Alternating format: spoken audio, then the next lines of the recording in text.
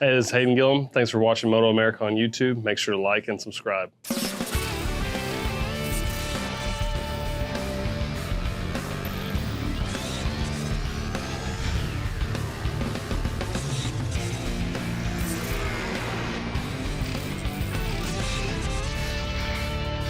It's time for the MotoAmerica AMA FIM North American Road Race Championship. The round, Dynapack MotoAmerica Superbikes at Ridge Motorsports Park. It's time for the Supersport race here from Shelton, Washington, in a racetrack that we affectionately call the Ridge. Hello, everyone, and welcome to the broadcast booth. I'm Greg White, standing alongside two-time champ Jason Pridmore. Now, Jason, here we are, Supersport, day 2, race number 2. It's a warmer day, but Josh Herrin has been the class of the field since we got to the Ridge. Yeah, kind of had this feeling after we left MotoAmerica that this would be a good place for Josh Herrin, just judging by his Superbike performance here last year. And nothing's really changed my mind on that. So far, even though he's qualified third here, you can see Ty Scott and Rocco Landers both got away well with the Ducati rider here in third, but he kind of made pretty quick work of Rocco as it went down into turn number 1 here, and then almost didn't even look like he meant to pass Tyler Scott, but he made that pass seem pretty easily. Now, Rocco Landers had fallen as far back to 5th, lost a lot of time at the beginning. He started to charge his way back through. Lockoff and Almeida had a big battle over 3rd, as you see there, but this guy, best stand-up wheelie in the business, he goes on to win. Rocco Landers 2nd, and it was Sam Lockoff who was able to take that Suzuki in 3rd.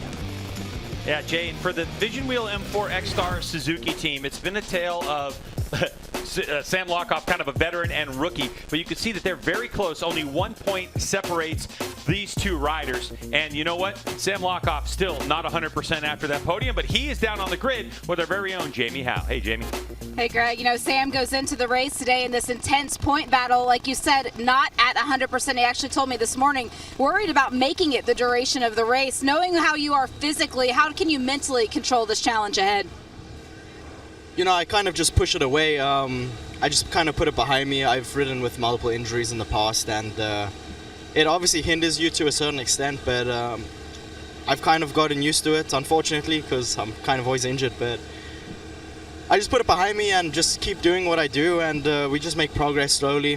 Throughout the weekend, we start off light, and then we kind of make our way up and up and up. But I don't know why. Whenever I'm tired or my body's aching, I always find myself riding better, so I'm excited for today. And the rider that he has to chase right in front of him is Josh Herrin, and he is with Hannah Lopa. And Jamie, Josh Herrin is feeling 100% after yesterday's win, hoping to replicate that result here today. Josh, are you expecting a different race, knowing these Suzukis are wanting to come for that lead and the Yamahas as well?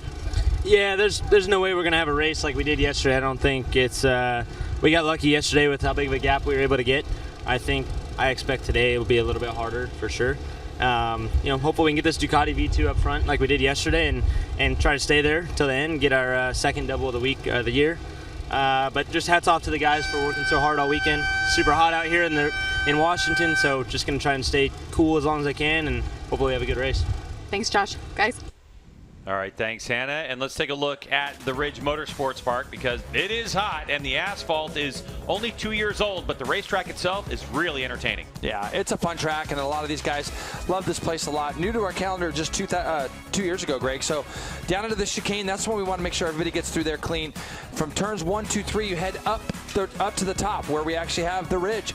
Turns 4 and 5 are fast left-handers down a short chute into a very long turn 6, down the hill into 7, where you're going to be braking hard. Through turn 9 all the way up to turn 10, flat out, hard braking 11 into turn 12, and then really the last place to pass, turn 13, hard braking as you come back down that ridge there, Greg, onto the front straightaway and see the checker flag.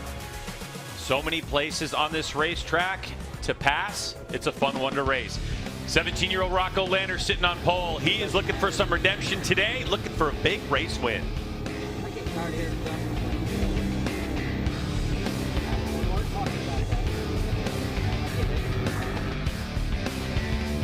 Jason Wagan and Roger Hayden here in the booth, taking you through the break on MotoAmerica Live Plus. A lot of cool things happening at the racetrack. Fans, you can visit the MotoAmerica merchandise trailer in the fan zone by the food trucks. They have great products and everything you need, including MotoAmerica shirts, hats, jackets, hoodies, license plate frames, decals, and more. And that includes Mission King of the Baggers apparel. As we look at some of the young talent on the line in this Supersport class is Luke Power, who was definitely fast throughout the weekend, throughout the last couple 4, of races. 5, actually. 6, 7, 8. Though yesterday. And another rider to talk about was Kevin Almeida, who was really fast on the 16. So we've got some riders really starting to make strides. And we've said a lot this year about this rider, the number 70, Ty Scott, who already won a championship last year in the Junior Cup, skipped Twins Cup, which would be the logical next rung of the ladder after that, and moved right in here to Supersport. Hasn't missed a beat, already has a race win. So there's a lot of other riders, Roger, that are able to knock off Josh Herrin, who's been dominant this year, but they've been showing him wheels. Yeah, and also yesterday with Kevin Almeida, I think he had the pace to get away from that group in front of him. He just couldn't make the passes stick. So I think today, if he can get a better start or, you know, make one of those passes and make it stick, I think he has definitely has the pace to be on the podium. I'm not sure if he has the pace to go with Josh, but we've seen other classes where guys dominated yesterday. Today's races have been totally different. Rocco Landers for sure, if he can figure out those first couple laps, he can go. And yesterday, personally, it looked like Tyler Scott was having an issue. Didn't really look as comfortable as we've seen him in the past. So hopefully, if he was today, that's cleaned up. Yeah, his crew chief, Robbie Peterson, wasn't really confident coming into this, thought it was going to be a rough weekend, and even though he finished off the podium, he said, no, it was actually good. He learned a lot, and we think we can apply that to racing today. That's Ty Scott's team. But I think a lot of the focus is on Landers with that pole position. It's those early laps, and we knew it would be the early laps, and it was the early laps. If he can solve that right here on the Landers Racing Yamaha, he can be a race winner. Yeah, and for sure, if he can just figure out those first couple laps, it's been like that all year. Toward the end of the race, he does the same lap time as the leaders, and he's working on it. He's trying his hardest. He's doing everything he can to improve that. So hopefully today he gets it improved. And back to Tyler Scott, you know, coming into the weekend thinking that they're going to struggle a little bit. He's so young. He's a kid. There is going to be rough weekends. That's just part of it. Yep, and he bounced back pretty well, was actually with the lead group in podium position for most of the race, but Ty ended up just off the box yesterday. We'll see how much they can apply what they learned as they're all shooting for that number 2, the Ducati of Josh Herrin, who has been winning the majority of the races and has a big points lead in Supersport. Let's send it back to Greg and Jason. MotoAmerica at Ridge Motorsports Park is sponsored by Dynapack, your compaction and paving equipment partner. Designed to perform, built to last. By Dunlop, the official tire of the MotoAmerica Championship Series. And by Geico, where 15 minutes could save you 15% or more on your car or motorcycle insurance.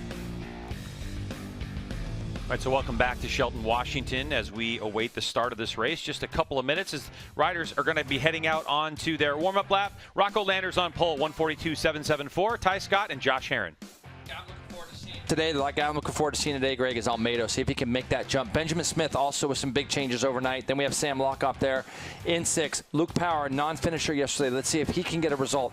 Nassani, Grant, LaRoche, Thermiotis, Carl Soltis back there on row 4. Then we have David Kolstad, local. Zaragoza, Chris Sabaro, who is a scratch, I believe. Mallory Dobbs finished 13th yesterday. And Joel Ullman also. So looking forward to seeing how a couple guys, Greg. I think Almeida had some pace yesterday. Whether you can go with this guy, I don't know. I felt yesterday, I'd be interested to get your opinion on this. I just felt like Herrin had a little bit extra more if he needed it. See if these guys can push him a little bit. Also, there's been a tire change difference for Ty Scott. Yeah, definitely. So that, I think Herrin's got something. I know that he said, maybe. But hey, if you watched yesterday's race and you saw Josh Herrin at the end of the race launch this big wheelie, there's a rule here that you can't, what they call, blow the chicane. You can't blow through it. For Josh Herrin, he realized he was going by the chicane. Well, that would have been a 5-second penalty, and Josh would have not been credited with the win. So what does he do? He goes counter race distance, and he ends up going through the chicane. The issue is he went counter race distance. You can't do that. So overnight, MotoAmerica and AMA FIM came up with a new rule, and this is the new white line, the one that goes from the chicane towards where pits are. And basically that is now the definition of, if you go across that line, you've now blown the chicane, and you will be given that time penalty.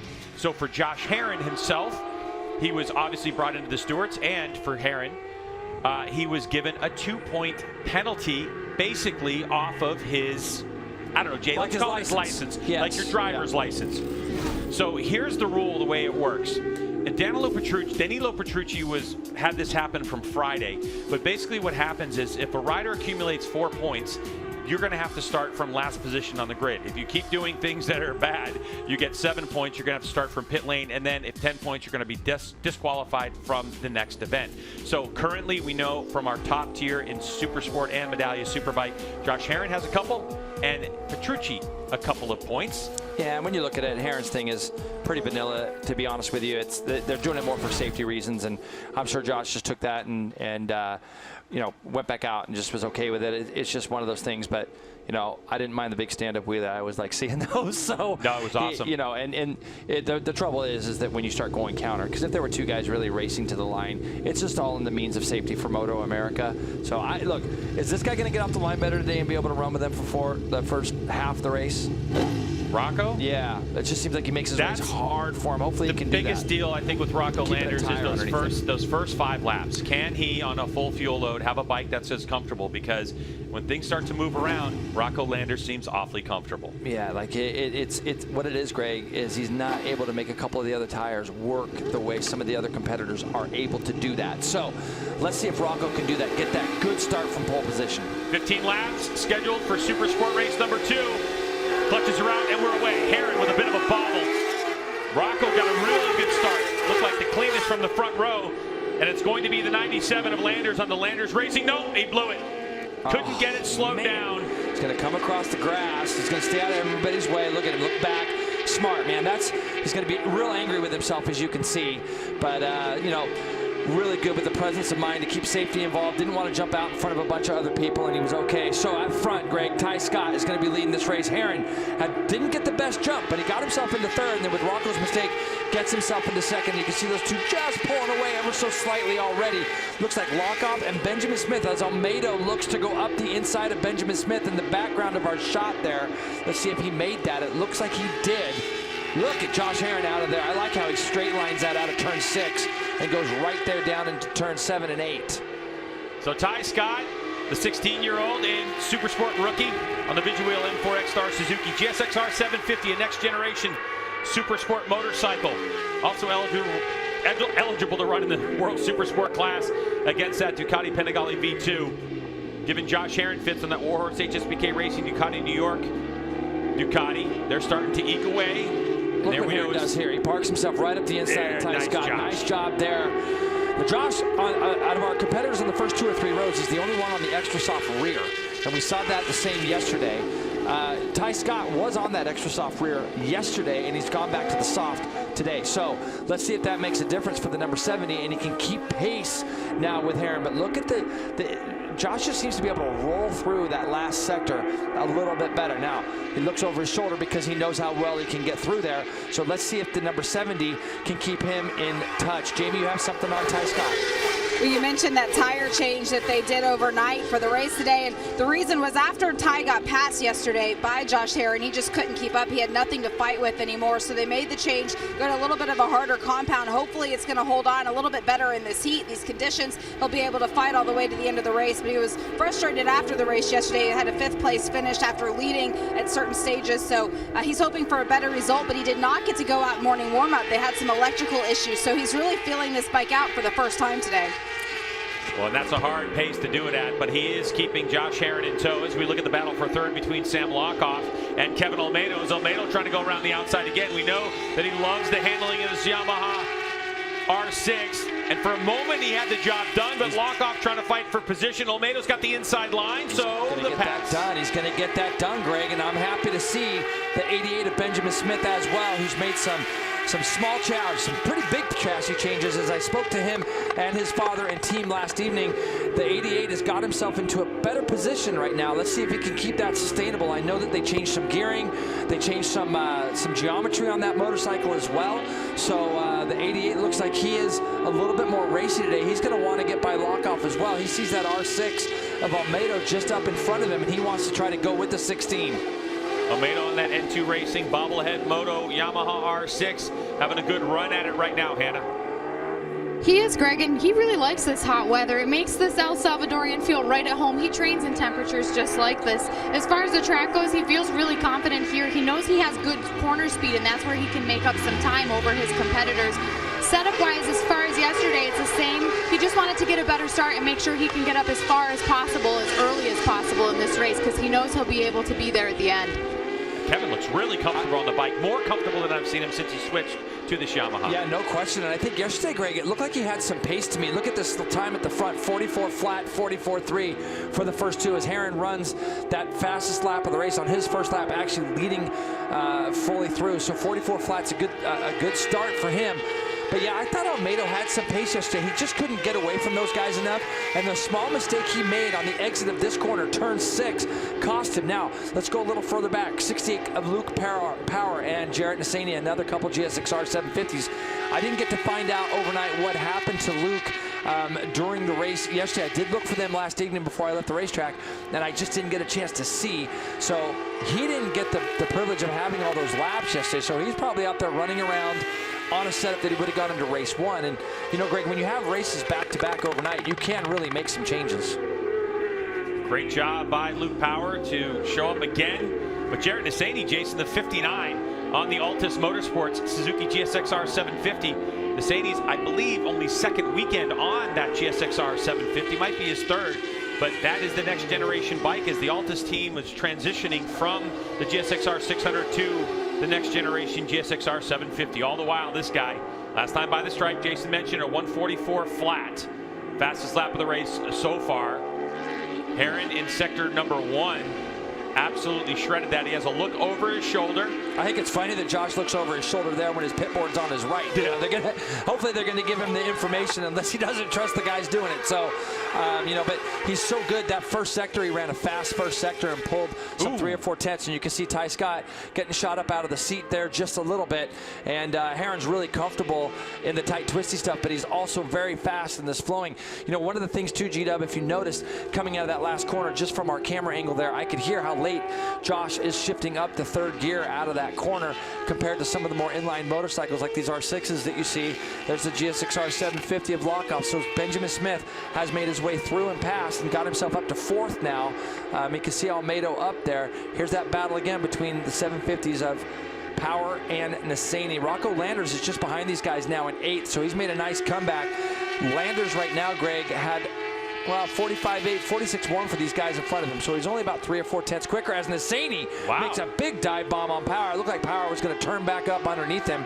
There's Rocco Landers, Greg, up to 8th, and he's going to see those 2 guys up in front of him. He's going to be pretty frustrated, though, I would guess. Love the move by Nassani. A lot of trust in the front end to make that move, and it looks like it's definitely... He made it stick, didn't he? Yeah, so there goes the 59 of Nassani. So for Rocco Landers, he's having to get through traffic. Let's take a look at what happened, Jason. Yeah, left part of your screen. We did the first part really well, didn't he, Greg? He got that clutch engaged and got it out front and did what he needed to do, and then maybe just outbroke himself. Maybe he caught a false neutral too. Could have been that as well.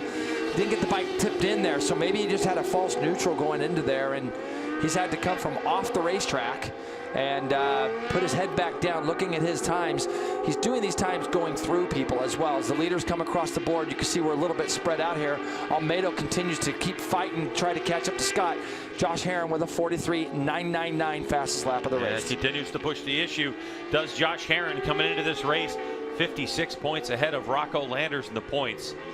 And so Josh Herrin, a lot of people were talking about Herrin, the Warhorse HSBK Racing Ducati New York machine, as he was on Superbike last year on this Ducati V2, as the rules were rolled out of next generation versus those older generation motorcycles. What does that mean? Well, between the FIM and AMA MotoAmerica, in terms of how they're able to control these motorcycles and make them competitive, it's all about balancing. A lot of it has to do with the ECUs that are able to plug into these machines and control that, as well as throttle-by-wire systems. So as we look at this Ducati Panigale V2, it's not a far departure from what you can buy right off the showroom floor. It's modified for racing, and obviously the ECU to control it. It really takes down the base map so they can control how much power this thing has, and that's why you have such a large displacement V2 racing against a 600cc inline 4 GSXR 750s, Triumph 765 street triples, which you don't see here. Anyway, Hannah, Josh Herrin doing a good job right now. He is doing a good job, and he's sticking exactly to his plan. He said yesterday he feel like the conditions really tired everyone else out who was trying to chase him down. He feel like he gave a little bit less effort. He still had something at the in the tank. Oh, it looks like somebody's gone down. Yeah, Sam Lockoff has tipped over. Turn 12. And he hobbled to his motorcycle, but he's trying to get it running again. So Lockoff, unfortunately, puts his Vision Wheel M4X Star Suzuki on the deck. He's trying to get going again. We showed you those points. He was 1 point behind his teammate, Ty Scott, who's in second. Benjamin Smith now throws it on the ground. Yeah, man, and he just... the tall Smith, he get a little bit too much English trying to get that motorcycle up. So unfortunately for the Northeast Cycle Outlet Racing Yamaha R6 rider, Ben Smith, who's shown tremendous speed this year, Jason. Yeah. It's just been the ability to finish the race. Yeah, and like I said, big setup changes, and I know they tried him in practice. There'll be some memes on that one of him not being able to of lifting the bike up and tipping back over, but this is going to be the last corner, and that's going to move Benjamin back quite a ways. That's too bad. He was up to 4th, riding really well. It's a shame to see that. They kind of came in here, Greg, with a setup that was a bit off, and like I said, talking with him and his father last night. Team took full ownership of that, and they were trying to find something better. This guy, though, Greg, listen to the report that Hannah did and that we've talked about. Look at the lead he's got. I've seen this guy have to ride really hard, and he's cruising right now. Here's the guy I'm impressed with, Greg, the green leathers, Kevin Olmedo. He's done the work, bridged the gap to Ty Scott. These guys now have a huge gap over 4th place Jarrett Nassani. How about Jarrett Nassani? Good job for him and Luke Power, running 4th and 5th. I think Olmedo's got some pace here. Let's see, with 10 laps still to go, if he's going to be able to do something. You can see Lockoff there on the left part of your screen. Brought the bike back into pit lane, and they're tightening up that clip on it, looks like, as well as checking on the rear brake lever and some of those things. It's going to be a tough day for Lockoff in the points as well. The battle for second place between Vision Wheel M4X Star Suzuki's Ty Scott, and you have N2 Racing Bobblehead Motos Kevin Olmedo. We talked to Kevin Olmedo at the show yesterday after his 4th place finish. He hasn't been on the podium yet this year, and he is looking for it as confidence continues to increase for Kevin Olmedo. We have seen flashes of brilliance of his talent over the last couple of seasons, and this is what we've been hoping to see from Kevin Olmedo all season long. Well, let's keep in mind that the young man's been hurt too, Greg, as well. I mean, he had some pretty big shoulder injuries, even going back as far as Junior Cup, and then he had an accident when he got on the 600 that didn't help that. He's had some surgeries, and it's been a long road to recovery and a fight back for the 16, because we've seen him on the podiums before. We've seen him fight for race wins in Junior Cup, and this is going to be a nice boost for that whole N2 racing team as well. And he's going to be on the back of Ty Scott, but now he's got a little bit of time to plan his move and figure out what he wants to do. Well, that's what I was going to ask you about, Jason. If you are Kevin Olmedo and you could get inside of his helmet and tell him advice, what would you do? Because currently it's 3 seconds out to Josh Herron ahead of these two, and it's another 7 seconds back to Jarrett Nassani in 4th place. I think it's going to be difficult for anybody to catch the number 2 right now. He just looks too comfortable and too easy. And so I feel like with Olmedo, he can literally see where things are at and then kind of start to push forward. Jamie? You saw Sam Lockoff bring it down pit lane. He gave a big shake of the head. We're really disappointed in what happened out there, but the damage really wasn't too bad. It was just a couple of quick little tweaks and fixes to cut off a little piece of bodywork and send him back out just to salvage as much out of this race as he possibly can. But do remember that he is riding injured. He told us at the end of the race yesterday that he doesn't know if he can continue on racing and still allow for his ankle to heal. So he's thinking big picture right now. He needs to salvage as many points as he possibly can, just in case he does need to step away from it later on in the season. Yeah, and right now he's in 16th place, which doesn't pay a point, but Benjamin Smith is in 15th place and was able to pick it up. So anything can happen with basically 7.5 laps to go. And if someone crashes out of this race or has some misfortune, Lockoff can find himself in the points. So that's good for Sam, looking far down the road, as are these two riders. Tyler Scott on the 70 in 2nd place. He's got Kevin Olmedo behind him. As you can see now, the gap has grown. Josh Herron in total control of this race. Yeah, and he's just watching his pit board now, as well as looking back and just seeing that he's got that gap. You know, Greg, when you think about what Lockoff's going through, we saw him racing that injury at MotoAmerica, and it's not as physical of a track as the Wisconsin track. So this is a really physical place, and you're using your feet and foot pegs a lot around here. And you know, the sad bit is that that's gonna get noticed a lot more here. When we used to go to Sonoma at times, and if you had a leg injury and you go race Sonoma, it's very, very physical track. How about this guy though? This is a really nice story to see. Rocco Landers has got himself up to 4th place now, and he's gonna just continue to keep charging. He's got some time, Greg, that he's got to get made up. Obviously, he's 12 seconds behind Herrin. He's 9 seconds behind Almeida. So Rocco's done the progression that he needs to do. But I don't think it's going to be enough. Nisani just behind him. So Rocco has done the work. I think he's about as far up as he can get unless a mistake is made by one of these 2 or 3 in front of him. Jamie, what about Rocco? Well, obviously he was frustrated after what happened at the very beginning of this race, but he went into the race with a really cool sort of mentality. It was very theoretical for Rocco. He told me that he had a better chance of doing well today than he did yesterday because yesterday was already over. So he was thinking big picture stuff here. He went back and watched the race 1 from yesterday and picked up on the fact that he was really strong in Sector 1. The competition was really strong in Sector 2, so he's looking to capitalize on those areas, gain some pace when he can, but he had a very clean head when he put that helmet on before the lights went out, Hannah. And Jamie, just up the road from Rocco Landers, Kevin Olmedo still trying to make quick work of Tyler Scott, but he said yesterday passing the 750s was really tough. They're using some different lines than him, so following them yesterday helped him learn a lot, and you can see how patient he's being right now with Tyler as well. It's just a matter of time before he tries to make a move. Yeah, Hannah, that's a great report because that's what I can see from here too. You're going to see when they come down here into turn 8, Greg, how Almeida's able to get the bike swinging out a little bit wider and carry some more corner speed. We saw him right around the outside of Lockoff yesterday in turn 11, and that's what I feel like Almeida has to do. If he can get by and lead going into the chicane, I think that will allow him to pull away from Ty Scott, because right now we look at these times back into the 45s. The leader's at a 44, and Rocco Landers just did a 44 as well. So I think that Almeida has the ability to jump back down into the 44s, but it's just taken him a lot of work and stuff to get past Ty Scott. Now when they come down here into turn 13, all down through that last little S section, he's also a little bit quicker. As you see, a good look at Rocco Landers. He's pulled well clear now of Nisani. He's got, what has he got, Greg? Almost 2 seconds over Nisani, who's still fighting off the advances of Luke Power as well. So Rocco Landers, unfortunately, he got the launch he wanted, which was great, but couldn't get it turned into the first chicane right off the start. And he's clawing his way back into contention. The problem is that it's hot out there. It's in the 90s, and you can see the heat waves coming off the racetrack. So it's a question of how hard can you push your tires. As we saw, Kevin Olmedo still in 3rd place behind Tyler Scott. What we learned from Kevin Olmedo yesterday, Jason, was that he didn't have the tire at the end of the race to fight. He was in 3rd and lost it.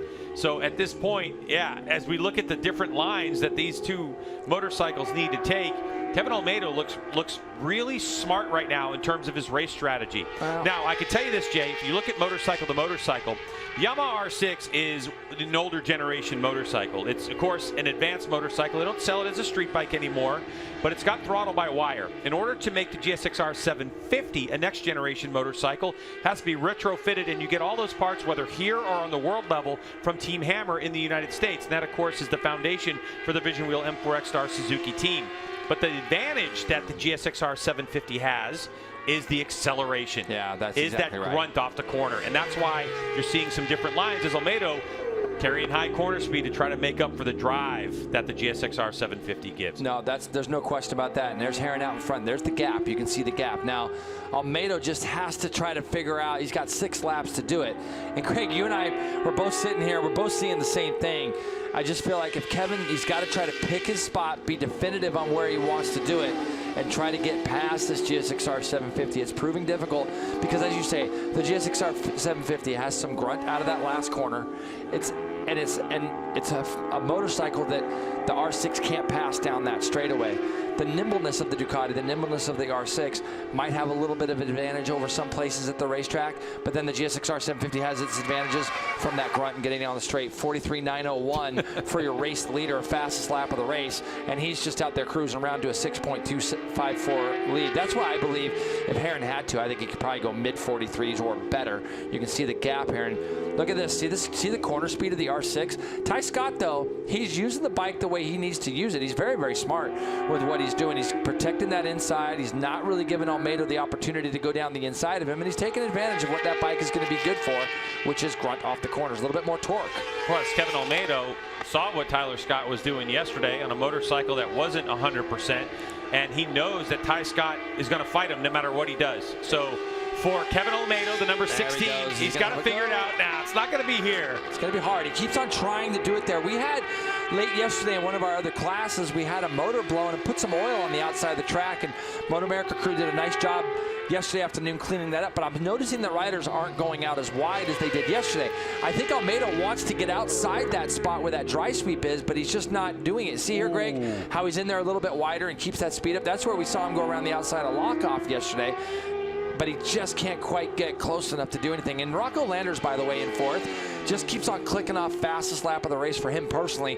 It's third time or fourth time in a row that I've seen him do that. 144.7. Herron last time by did a 143.9. So in terms of Landers' pace, whether it goes Josh Herron, in no threat of reeling in the leader. But if these two start to mess about with each other and they start to race each other up, that 7-second gap that Olmedo has on Rocco Landers can disappear in 1 or 2 laps. And I'm sure that Kevin Olmedo is understanding that. So Warhorse HSBK Racing, Ducati New York's Josh Herron continues to lead the way, now 7.2 seconds ahead of Vision Wheel M4X Star Suzuki's Tyler Scott, the Supersport class rookie, the 16-year-old, racing up against Kevin Olmedo on that N2 Racing bobblehead moto Yamaha R6. Then you have Rocco Landers trying to close the gap and put himself in a podium position. Jared Nisani in 5th, Luke Power, Alex Thermiotis, Liam Grant, Carl Sotis, and David Kolstad in action here. Local rider who we saw in SportBikeTrackHere.com Junior Cup competition last year, now in his Kawasaki, and the first of the Kawasaki's in 10th place. Oh man, Kevin wants to go down that gap so quick, but all right, let's talk about this, Jay. It's closed off so quickly. If you're Kevin, where do you think? Because it's not just a matter of making the pass; it's a matter of making the pass and then being able to defend your position. Well, to be honest with you, Greg, I think it's going to have to be a bit rough because Ty Scott's doing such a good job of protecting the inside, like right here. You see how tight he is? So it makes it really hard. He knows what he's got. He's got +0 on his board. It's so hard to race like that, too, when you get +0, +0, +0. But if you notice when Ty Scott comes out of that left-hander, he's not swinging back over to the left as quick for the next right. He's kind of keeping it more mid-track, making it difficult for Olmedo to find that way through. And I'm sure you'll hear from Kevin after the race saying how frustrating it was trying to do something with that number 70, because Ty Scott is, like I said, he's using what he has. Olmedo here yesterday tried to make a pass here down the inside. You see how Ty Scott's keeping it tight in that left-hander? Makes it impossible. So if the R6 cannot roll through the corner the way it wants, then he's at the peril of the GSX-R 750 in front of him to wait to get on the throttle, and that's exactly what's happening here. So Olmedo's going to have to do something, I think, that's going to have to be, I'm not going to say physical, but it's going to have to be, it's going to have to be a bit of a surprise place to do it, you know? And that's really what balancing this new Supersport class is all about. How do we balance these bikes? The GSX-R 750 has strengths in areas and weaknesses in others as a machine, as does the Yamaha R6. But you can see these two riders are just clicking off identical lap times, mid-44s all day long. What we don't know is if Kevin Olmedo has his own way and can run his own lines, how much more pace does he have? Yep, that's exactly right. And I think that, see right here, he's really strong on the exit. Ty Scott keeps it to where he can straight line the bike down here. Then he goes extremely tight. Look at the pace that Olmedo has to go around the outside. Kevin. But he can't make that pass. As you're going to see here as they come through turn 8, down the straightaway. This is flat out through turn 9 on these motorcycles to a blind up over the top ridge here. And now his idea would be, I'm going to go down the inside, but he can't, because look where Ty Scott's got that thing parked. He's going to try to go around the outside. Ty Scott's going to stand the bike upright, be more mid-track. Olmedo can't go down the inside going into here. So Ty Scott's doing what he needs to do. He's controlling the apex speed of each one of these corners to where Olmedo can't run through. Now Olmedo's had to look over his shoulder, sees that there's absolutely nobody there. Which tells you what? He's going to get creative here. He's getting creative. Yes. That's right. So Olmedo is starting to think about teeing up something that he's going to try to stick, as Olmedo in sector number 1 just set the fastest sector split at a 34.0, answering Tyler Scott's personal sector split of a 34.0 as well. 2 laps to get this done for Kevin Olmedo. If he's got something in the tank, He's got to start thinking about where he's going to do it. He's got a plan already. He's been thinking about it, G-Dub. Yeah. That's the whole problem. He's been thinking about it. The problem is you get into a rut of running someone else's pace. Ty Scott had to look over his shoulder to say, man, it has said +0 for 9 laps. Is this even real? And yes, it is, Ty. He's sitting right behind you at the moment. So, again, you can see how Almeida's a little bit better up over the top through 3, but then at the grunt of the GSXR 750, look at that gap. That 750 is going to pull away a little bit. Almeida is going to go down the straightaway and close in as they come into turn 6. Ty Scott running a tighter entry allows Almeida to roll up on him a little bit here. I almost think Kevin's got to do something a little bit different here. He's got to try to get, he's not close enough obviously this lap, Greg, so he's probably ramping himself up for something here again towards the end. He cannot do anything down through here as Almeida goes 44.2, his fastest lap of the race last time through.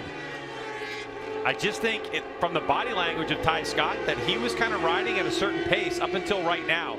I think that Almeida kind of was trying to go around the outside of him, and the urgency from Tyler Scott is showing as Josh Herrin continues out front. You're 100% right, you know, because they were doing 45s, weren't they? And all of a sudden, Ty Scott goes 44.4 to Almeida's 44.2. So Kevin's just got to try something. The grunt of the 750 out of those tight corners doesn't allow Almeida to get close enough. Now all down through here again, it's going to be a little bit of the same story. Josh Herrin is up the road by about 7 seconds, and he's going to take that white flag. Onto the front straightaway comes Herrin to circulate his final lap. He is totally in control of this on his Warhorse HSBK Racing Ducati New York Panigale V2. Here's that battle for second place between Ty Scott on that Vision Wheel M4 X-Star Suzuki and Kevin Almeida on the 16 on that N2 Racing bobblehead Moto R6. So he's at it the entire race, Kevin Almeida. He's gone to school on Tyler Scott. Scott knows what's at stake and is really putting his head down. If Kevin Almeida has anything, he's got to get it done because he is running out of corners here at the Ridge.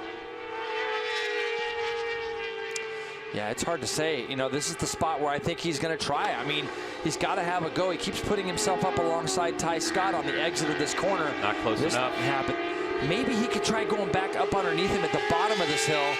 Yeah, that's what I think he's trying to get wide to try to sneak back up the inside, but Ty Scott's just done too good of a job of closing the door in each one of these corners. Yeah. And it's a hard way to ride for Ty Scott. It's not easy doing this, to keep somebody behind you like this for this long, but there's just nowhere for Almeida to really have a go. Does he try to ride around the outside of him again here? Here goes Kevin Almeida. He knows second place is right there. Almeida trying to get tremendous corner speed. Side by side, he looks over at Ty Scott. He sees nothing but a bunch of Vision Wheel stickers, so he couldn't get it done there. And his time is running out for Kevin Almeida. He's already one position better than he was yesterday. How much do you risk? Is it worth risking at all for second spot? Or is Kevin Almeida going to be satisfied with third? Here comes your race leader, Josh Herrin. Final corner done and dusted. Head down, and Josh Herrin buzzes the wall and his team to take the checkered flag and his second double of the season. And to the line they come for second spot. And well done by Ty Scott. I mean, just masterful riding. He put his head down and does 44.1, his fastest lap of the race on the last lap, done by Ty Scott, as well as Kevin Almeida, 44.2. Rocco Landers also his fastest lap of the race on the last lap, a 144.3 for fourth place. But Josh Herrin had it all his way. Jason, fastest lap of the race will be credited to Herrin. All he had to do was a 143.9. The only rider in the field in race number 2 here in Supersport, able to dip himself into the 143 bracket. Yeah, we're looking here. I just started to notice that Nassini was going back on our thing here. Liam Grant is up to 6th. Luke Power finishes 5th. That looks like Thermiotis to me as well. So Nassini and Thermiotis are dropping down our screens. Kolstad is through in 8th. Soltis 7th. LaRoche 9th.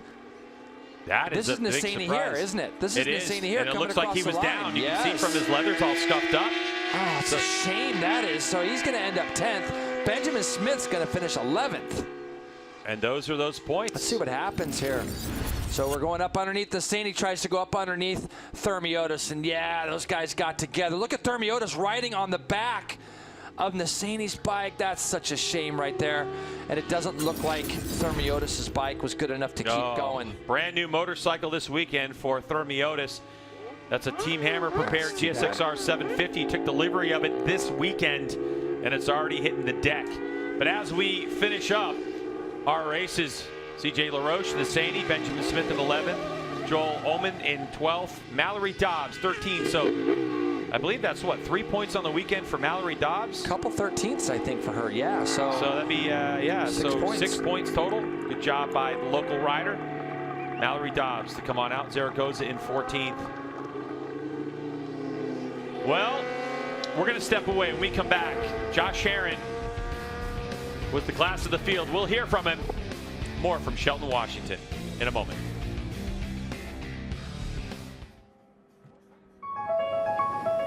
The all-new 2022 Suzuki Hayabusa.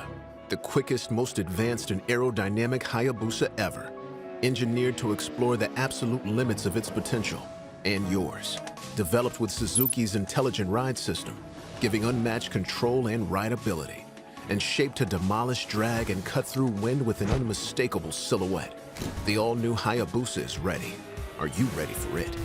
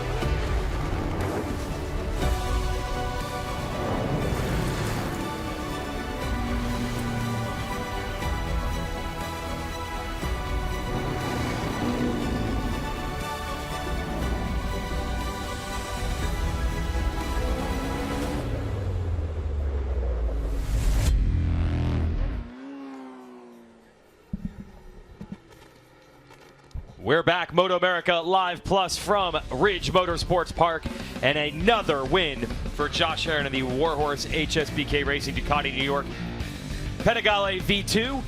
We'll see if his teammate can follow it up. Danilo Petrucci will be up next as we get ready for Medallia Superbike Racing.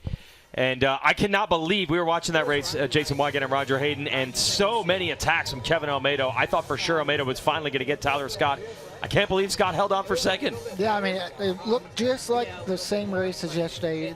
Kevin Almeida just couldn't make the pass stick. And, you know, Tyler Scott has good racecraft for such a young guy. He, you know, hugged the inside, never left the door open. And if Kevin Almeida was going to make a pass, he was going to come around the outside of him, and that's twice as hard. But Tyler rode great, and it's awesome to see Kevin Almeida back on the podium. Yeah, you said the personality of that guy. He's always happy, but he's going to be really pumped on the box. Yeah, and yesterday I thought he rode good enough and deserved the podium yesterday, so it's great to see him and that team get a podium. That's right, N2 bobblehead racing, and somehow Rocco Landers salvages a fourth. There was a lot of carnage in that race. It'll shake up the points. So Landers, who came into this race second in the series, despite his own trouble early in the race going to the chicane, should hold on to second in the standings. Behind this guy, Josh Herrin, sent it back next door.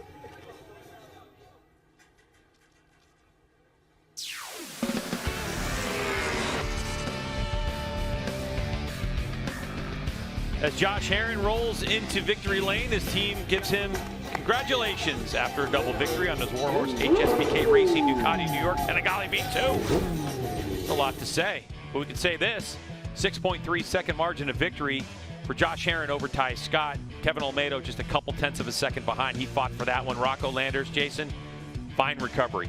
Great recovery to get 13 points in the books. Yeah, no question. Really good for Rocco. He'll be frustrated, but he rode really hard. All right, let's get right down to Hannah, who has our winner, who does his second double of the year. Greg, those double wins on the weekend are a huge points haul in the charge toward the championship. Josh, we talked at the beginning of the race if you were wondering if it was going to be different than yesterday, and you took off once again. What gave you the confidence to do that? Same as yesterday. Got not so good of a start compared to what we've been getting earlier in the year. I decided, okay, I'm just going to sit with Scott because I figured he would have had whatever was going on yesterday a little bit more worked out. And kind of saw that he was struggling a little bit again, so I just decided to go ahead and go and see what I could do, and we were able to luckily get a gap again. So I think the V2 is just really good on tires, it seems like. These guys are struggling with tires here this weekend, but my Dunlops are working great. Got to thank the entire Warhorse HSBK Ducati New York team. Thank you to my whole crew, especially to Giovanni for flying back and forth from Italy between World Superbike, testing, MotoAmerica. It's pretty crazy travel schedule that he's got. Big shout out to Competition Works. This is their home race, and I'm happy to get them 2 wins this weekend. So huge shout out to those guys for the Fender Eliminator kit and for coming out and supporting us this weekend. And yeah, can't wait for Laguna. I know, just like Pridmore said yesterday on the commentating, this track and Laguna and Barber are really going to suit us well. And I'm excited to go to Laguna and support the Medallia logo there. Congrats, Josh. Let's get over to Jamie. For Tyler Scott, Hannah, the quick debrief down here was the bike was just more predictable today. We saw the pressure that you had from Kevin Almeida the entire race. What made the difference for you to come out ahead? Yeah, Kevin rode an amazing race, but I couldn't have done it without Vision Wheel, M4XR, Suzuki, and everyone there.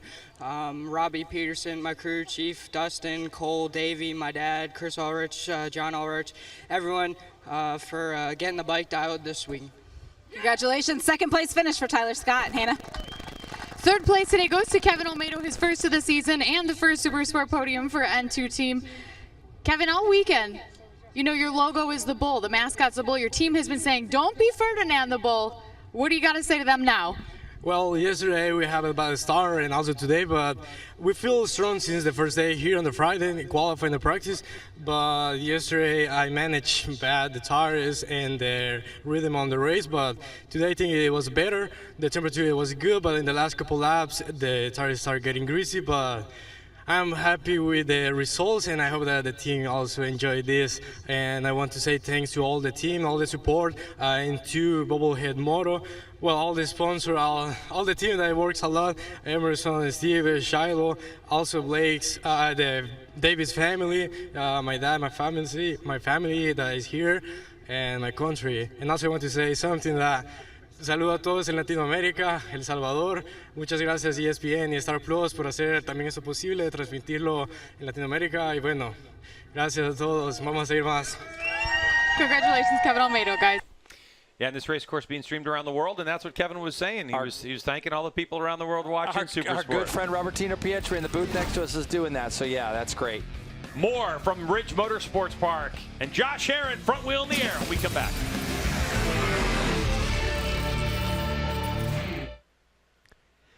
So Josh Herron, all smiles now. Jason Wygant, Roger Hayden here in the booth getting ready for Medallia Superbike. The big story coming into the 2022 season in that class was the rules, the design allowed different motorcycles to compete against each other, and we do see a Suzuki, a Yamaha, and a Ducati of 3 different displacements and 3 different engine types on the podium, so it's working to some degree. I'm sure you're never going to make 100% of the people and teams happy, but we do see some parity with the types of bikes that have been going fast lately. Yeah, and I mean, if you go back to the Daytona 200, there's been a lot of brands that won, and even just this year since MotoAmerica season actually started, Yamaha's won, Suzuki's won, Ducati's won, and I think that's what they're looking for, and bring more bikes into the class. And it's a learning thing, and I think as they go, they'll learn and adjust things when they need to, and just keep an eye on where it's at. But right now, it looks pretty close. Yeah, and you're trying to gauge. It's so hard at motorcycle racing because it's not just the motorcycle, right? It's the rider. This is new to have this Ducati in the class, but it's got Josh Herron at the controls, so it's going to be pretty fast no matter what the bike does because we know what he's capable of doing as a rider. And not only for him, being a good rider, but the team he's on. I mean, they have a lot of good guys coming over, and I think that makes a huge difference, that know the bike. Having people from Ducati come over, work on it, help, I think that's just a huge benefit. So we're complete with Supersport. Tyler Scott heads off of the podium, and next is going to be one we're in high anticipation of, and that is the Superbike class. Jake Gagne got the jump on everyone. It was only an 8-lap race, actually, yesterday, so things could change a little bit. We were hoping we'd go the full race distance. We had some red flags and restarts, so we didn't get the whole show yesterday. And also yesterday, Danilo had to serve that grid penalty for what happened on Friday, so now today we'll see him on that front row and see what he can do. I definitely think he has the pace to go with Cam Peterson, and then, we see Matthew Schultz struggle a little bit yesterday, so it'll be interesting to see if he can't bounce back, and Hector Barbera. Yeah. I mean, he's been riding good all weekend, and interesting to see what he can do. And the race is going to be a lot longer today. Track temperature is going to be up. So many unknowns. Yeah, that's right. The BMWs and Hector Barbera, man, they have stepped up. We've got on the verge here of another brand and team and rider that can contend for wins, which is what we've been hoping for in this class. Yeah, and they've already got 3 podiums this year. The team come together a little bit late. I think they're pretty far ahead of what they had to be expecting already with 3 podiums with 3 different riders by mid-season. Yeah, so that's what you want to see, parity and competition to a degree. But this weekend, it is back to the Jake Gagne show. He's been the fastest every time they've been out on the racetrack, and he won yesterday. Can anyone upset that momentum? It's been an unpredictable 2022. Will that continue? Let's send it back to Greg and Jason.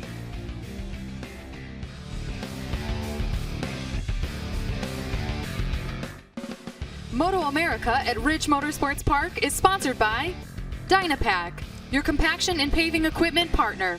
Designed to perform, built to last. And by Dunlop, the official tire of the MotoAmerica Championship Series. It's time for the podium celebration where Josh Herring gets to step on the top part of the podium. And of course you get manufacturer, as he's going to hand that off, and his personal trophy. So Herring getting used to this top of the box stuff, and it's good to see Kevin Almeida though back there where he belongs in the young Ty Scott. But Rocco Landers from pole to 4th place. He's with Jamie right now. And all the way back in the paddock, Rocco Landers had already gone up in the trailer, came back out to talk to us, still shaking your head. You came back through the field to get that top 5 finish. How did you put your head down to do it? Yep, I don't know. It was a rookie mistake. I was 100% focused on the start. So I was just trying to get a whole shot for my team, and ended up not working out at all. It's really, really big bummer, but we'll be back for Laguna. Now, when you get to Laguna, you get to start all over with the race weekend. You mentioned yesterday in your interview that so much of the credit for the performance this year goes to your rider coach and Josh Hayes. We talked earlier, it's the transition from the 400 to the 600. Talk a little bit about that. How are you dealing with that transition at this point in the season? Yeah, Josh deserves all the credit for me being able to have success this year. Last year was a big struggle, especially this track. I turned from one of my worst tracks to one of my best tracks, which is pretty awesome. But yeah, I can't recommend him enough. He's awesome. You're only 17 years old. You're still making a name for yourself. You're still coming up through the ranks. How will you deal with this disappointment on a personal level to get yourself back ready for Laguna Seca? I just forget about it tomorrow. 17-year-old wisdom right there, Greg. Thank you, Rocco. That's all you need, right, Jason? I mean, you know, you're talking about Rocco just said it, okay? He takes one of his worst tracks, turns it into one of his best tracks, and he goes good at WeatherTech Raceway Laguna Seca. So we should see Rocco back on pole again, possibly, and definitely ripping some fast laps. He can still take a lot of positives from the weekend, and to his credit, he just said, I made a mistake. So it was no false neutral. It was just getting into the turn one a little bit too fast. Wanted to get the whole shot and try to do something at the front. Those first 4 or 5 laps are so key to him. So we'll see how he gets going, and of course, he'll be a threat at Laguna. Well, Jay, let's take a look at the highlights from race number 2, what we just had, because it was really good right there at the start where Rocco got a good launch. Yeah, you can see it's an actual perfect start for Rocco. He gets a really nice launch. He just couldn't get it turned in, and Ty Scott took advantage of that, as did Herring, because Herring didn't have to go by anybody. But look, Herring had this place wired from day one here. Even though he had some problems technically in practice sessions, it was a struggle. But Almeida was the man this weekend that I think did a really nice job of putting himself back on the map in this class. As you see, Herring, Ty Scott, Almeida would get up there and fight. We had a couple slide-offs that I didn't like to see. First off, this guy falls off, Sam Lockoff, and then Benjamin Smith tips off in the last corner. And you can see the gap here that Herring was pulling out over Ty Scott and Kevin Almeida, and there's the lead. There's the difference between first, second, and third. And did you see, basically after the race, we got a little look at Robbie Peterson talking to Ty Scott. That wisdom that Robbie's passing along and listening to what Ty said, they're going to keep growing this kid and getting him better. But right now, Herring's the man in this class. So here's the championship as it stands right now. 68 points for Josh Herring over Rocco Landers.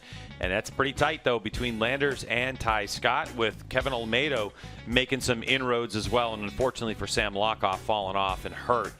we hope that over the next 10, 12 days, he's able to heal up and join us at WeatherTech Raceway Laguna Seca. We have to get him healthy. I mean, that's really the big Sam's got deal. to take some time off to get himself healthy. He's got about a month out, I think, till Brainerd. And right now, he's not interested in being 5th or whatever he is in points. He wants to be winning these races. And he's just been struggling since day one here this year. So that's a bit of a problem. And if we can get him healthy, that's what I think is going to be the most important part. Looking forward to our next race at WeatherTech Raceway Laguna Seca. How would you say that racetrack is compared to this racetrack in terms of characteristics? Ups, downs, fast corners, straightaways, all that kind of stuff. Well, I think that you're going to see the power of the 750 up the hill there. We got a big steep hill out of turn 6. The nimbleness of the Ducati, and there's a lot of setup information on those R6s. Will Josh Hayes be back there? That's what I want to know. I heard that he wanted to come back to on another a motorcycle racing again. It would be great to see. Boy. So we'll just have to wait and see and who shows up there. But I just think Herrin right now, they've given him. He's earned such a big points lead at 68 points now. He can ride a little bit free. He's got over 2 race point leads. So when you get in that position and you give a guy that talented that much room, he's going to be pretty freed up. Yeah, and we're right about the halfway point of the season. To have 68 points, don't forget it's 25 for a win. So he's got almost 3 race wins in his pocket. So here's a look at the schedule. You can see we're going to WeatherTech Raceway Laguna Seca. Then we go to Brainerd, Pit Race, Jersey, and Barber. Jason, is there anything there? I mean, I would say that close to the Ridge, Laguna, Pit Race, Barber, very similar in characteristics, don't you think, racetrack-wise? Yeah, they're all, advantage-wise, you got to look at the GSXR 750s at Brainerd because that's really fast, but there's some nimbleness there to that track as well that's going to keep things close. I don't know, Greg. The thing is that we've had all 5 brands. If you look back at the Daytona 200, we've had all 5 brands win. We've had a Kawai win, a Triumph win, and, of course, the Yamaha, Suzuki, and a Ducati. So when you look at that, we still need to see more in this class. And I think anytime, Greg, that you make big changes in a class structure or you get new rules or new limitations, you've got to give it a year to play out and see what's happening. And the powers that be are doing that. And right now, we got a Ducati leading by 68 points. Yeah, very interesting times we're living in Supersport. Is this the first year of next generation motorcycles and the balancing and everything that's coming down the pipe because they're adding more technology from a racing standpoint to this thing. The manufacturers aren't necessarily doing it, but we're doing it here in MotoAmerica and in conjunction with World Supersport rules as well.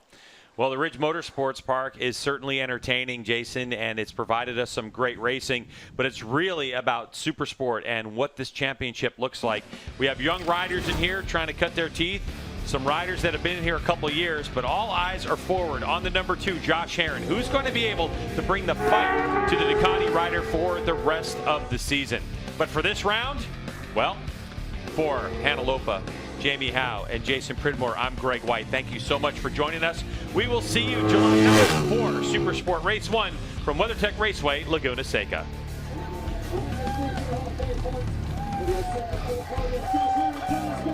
Thank you.